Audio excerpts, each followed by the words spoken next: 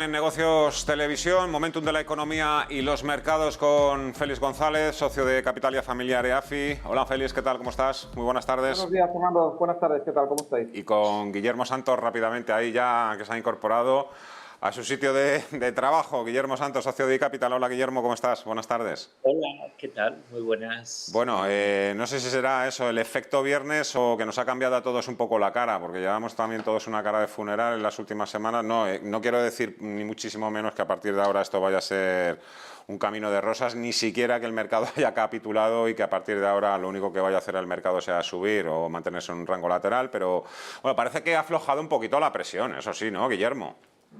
Gracias Sí, a Powell, claro, o a las actas de la FED.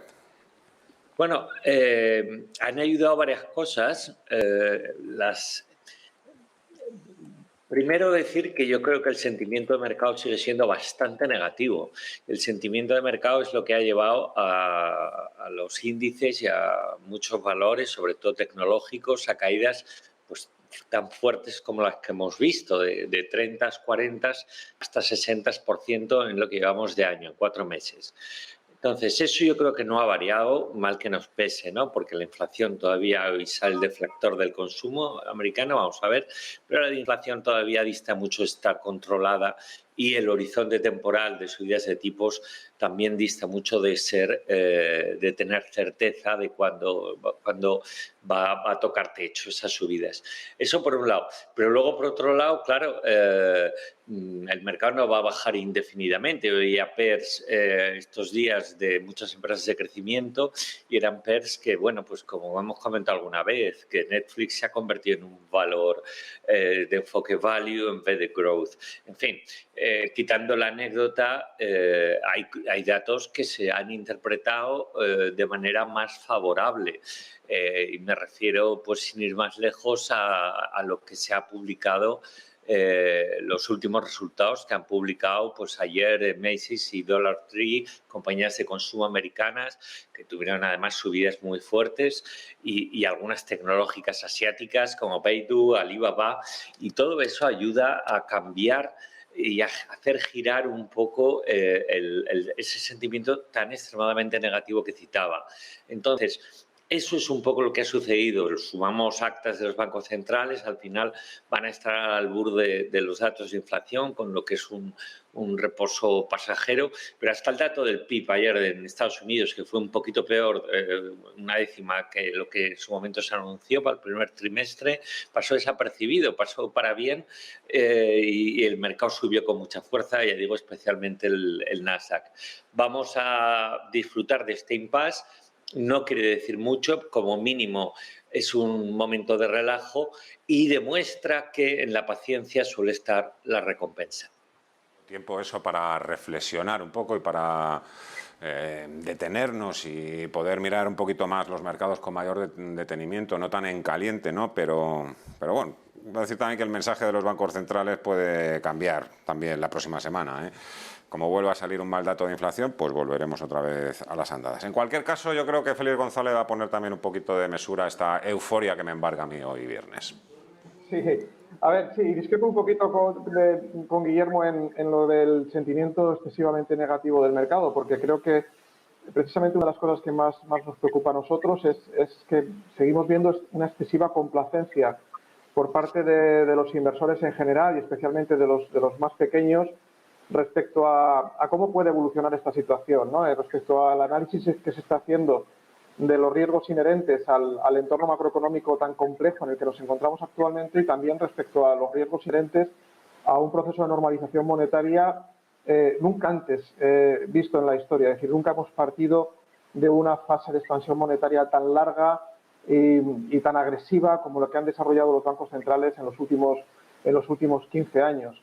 Es verdad que el mercado ha caído fuerte o relativamente fuerte en estos 4 meses. Es verdad que ha habido algunas compañías en algunos sectores que han sufrido caídas muy acusadas, pero en conjunto la media del mercado sigue aguantando, en nuestra opinión, excesivamente bien ahí arriba con relación a esos riesgos que señalaba, ¿no? Y creo que hoy por hoy no hemos visto para nada ninguna señal de capitulación.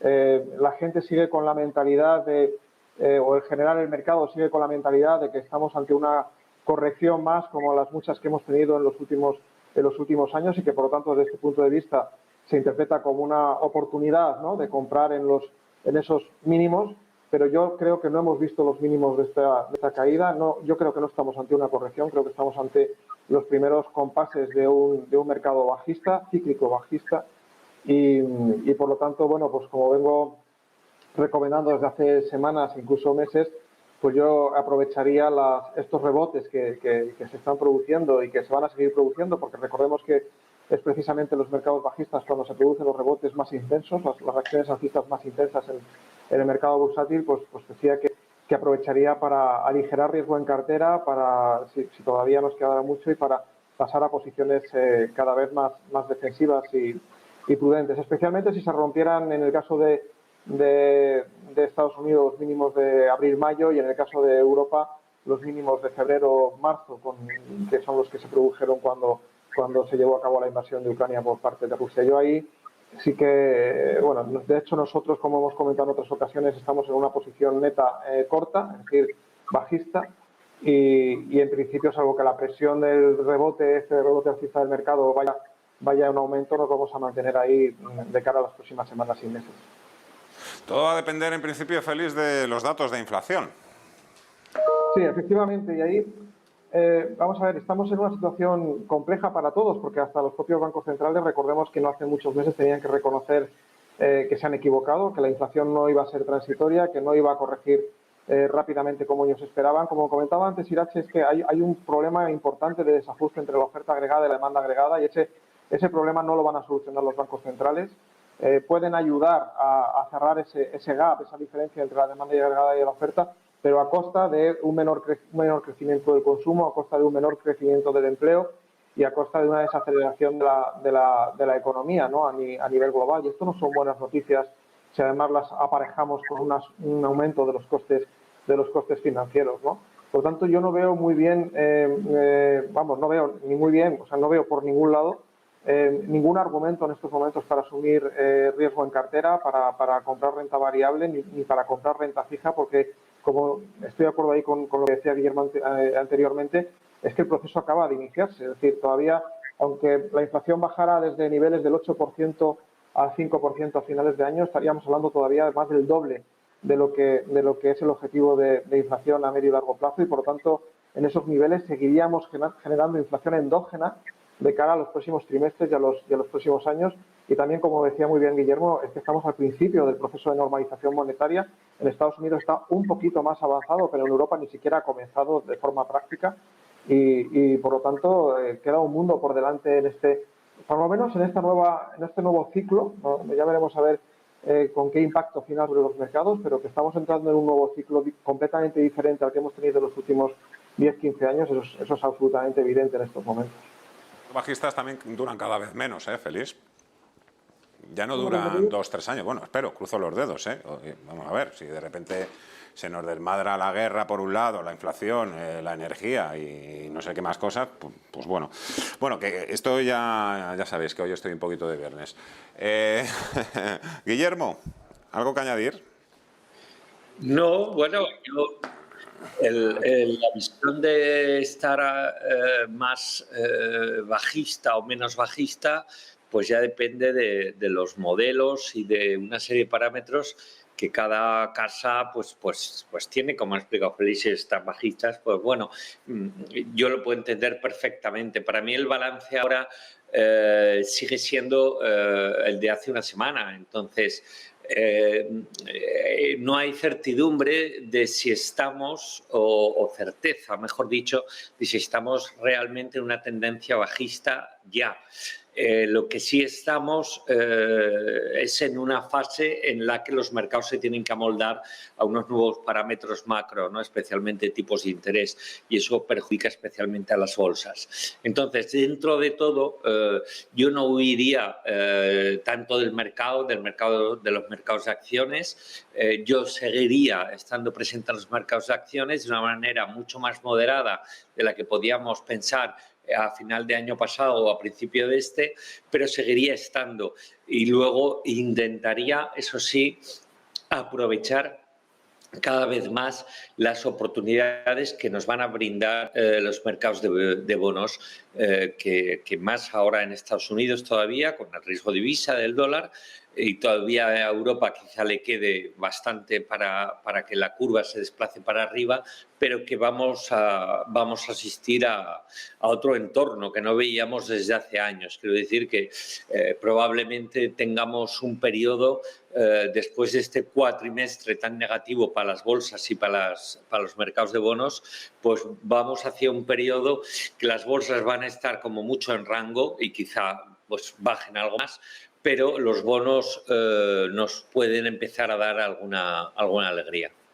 Es precisamente ideas de inversión en un escenario dominado por la inflación, la energía, la guerra, pero antes también, si queréis, podéis comentar el siguiente dato. Félix, el ahorro que tenemos las familias españolas en depósitos vuelve a crecer, en total 982.200 millones de euros en abril, un 0,7% más que en marzo y un 7% más que un año antes. Con una inflación que supera el 8%, en bono español a 10 años en el 2%, los tipos reales son negativos. Seguir metiendo el dinero en los depósitos sigue siendo una, iba a decir, buena alternativa. Buena no lo ha sido en los últimos años, pero ahora, al calor de que está subiendo el Euribor, los tipos de interés, la señora Lagarde dice que sí, que no, pero que al final parece que va a ser que sí. Hay algunos bancos que están empezando ya a ofrecer también rentabilidades con sus depósitos. ¿Qué os parece esa idea? Bueno, yo creo que, vamos a ver, como alternativa de inversión, es decir, como decisión de inversión y dejar parte del patrimonio en liquidez, que es lo que es un depósito asimilable a la liquidez dentro de una estrategia de inversión, en este momento me parece bien. O sea, yo creo que insistiendo un poco en nuestra llamada a la prudencia y en extremar el carácter defensivo, ¿no?, de nuestra estrategia de inversión en estos momentos, pues el mantener porcentajes elevados de liquidez creo que en este momento es propicio. Como alternativa de inversión a medio y largo plazo, no, obviamente no, y además en un entorno macroeconómico como en el que estamos y en el que vamos a estar previsiblemente en los próximos años, con inflaciones estructuralmente elevadas, pues como tú bien apuntabas, Fernando, es un entorno que en los depósitos nos condena o nos condenaría a rendimientos reales negativos, ¿no? Y por lo tanto, en algún momento, cuando los mercados tengan esa certeza que, como apuntaba Guillermo, respecto a hasta dónde van a tener que subir los tipos de interés, cuánto tiempo se va a tardar en por lo menos contener o reducir los niveles de inflación hacia una zona más razonable y sostenible, bueno, pues hasta que esta certidumbre no la tengamos, yo sí que mantendría niveles elevados de liquidez, pero en algún momento posiblemente no tardando en unos meses o en unos trimestres, porque como tú apuntabas antes, normalmente los mercados bajistas suelen ser muy rápidos e intensos.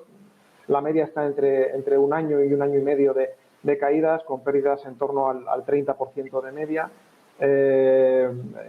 Y a partir de ahí, aunque la situación macroeconómica todavía en ese momento siga siendo complicada, aunque los titulares en la prensa sigan siendo negativos, el mercado siempre mira hacia adelante y por lo tanto en ese momento pues veríamos recuperaciones en el mercado de renta fija, que como bien apuntaba Guillermo, posiblemente vengan antes que los de renta variable, y luego los mercados de renta variable, y en ese momento yo sí que sacaría masivamente el dinero de depósitos y me lo llevaría a posiciones de riesgo. Por lo tanto, ahora no, ahora sí, a favor de estar en liquidez y en porcentajes elevados en depósitos, pero no de forma estructural, porque a medio y largo plazo la rentabilidad real de los depósitos va a ser claramente negativa. Guillermo. Bueno, el depósito es por excelencia la inversión del ahorrador español. Ahorrador, ya sabemos, es una cosa, inversor es otra.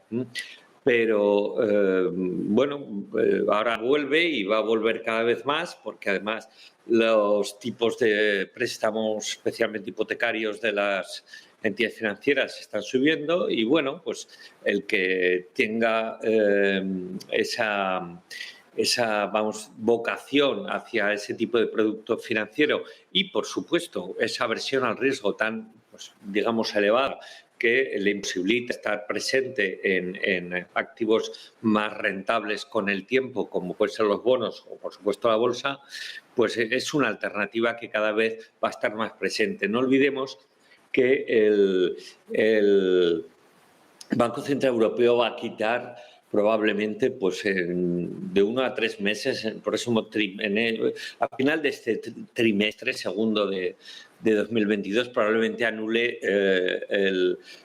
la facilidad de depósito negativa.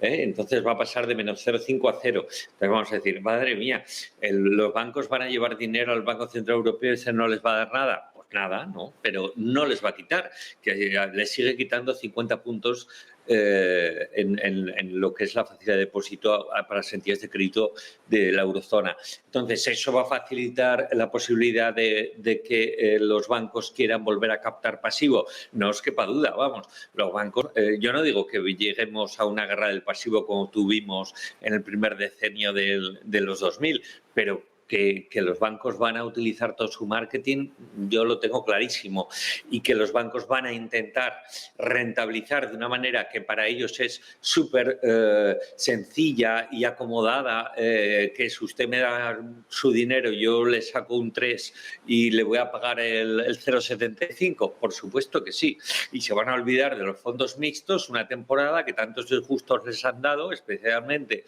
por la mala distribución de productos financieros que llevan a cabo la mayoría de entidades, y van a recurrir cada vez más al depósito bancario. Este es nuestro país, esto es España, un país de ahorradores, no tanto de inversores. Impresión, Guillermo, y hasta la certeza de que los bancos se van a convertir en los malos de la película, dentro de unos meses, cuando empiece a subir, cuando haya que revisar las hipotecas y la gente esté ya con la inflación al 8% o al 7%. Me da lo mismo. La culpa será del banco.